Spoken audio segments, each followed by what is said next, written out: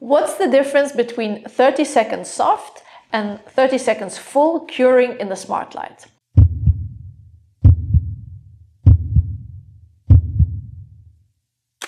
Let's start with the easiest. 30 seconds full is, during 30 seconds, the maximum light capacity that you will give to your product. Usually you will use this for colors or for glosses. 30 seconds soft starts at a lower initial capacity at 40% during 10 seconds.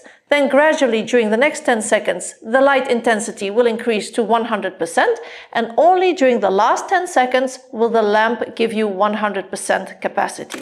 There's a very important reason for this. This is to allow products that need a gradual curing to allow a gradual light intensity. And it's also very important for builder gels, for instance, to control the heat spike, because we know that heat is generated when the reaction speed is at its highest, and this is at the beginning of the curing process. Is 60 seconds soft the same as curing 2 times for 30 seconds soft in the smart light? No.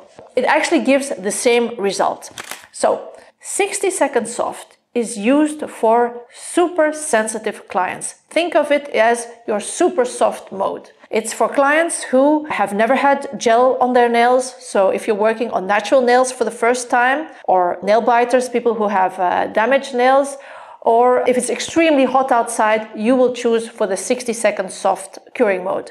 In this case, the curing will start even lower. It will start at only 20% of the light capacity during 20 seconds. During the next 20 seconds, the light capacity will increase slowly until 100%.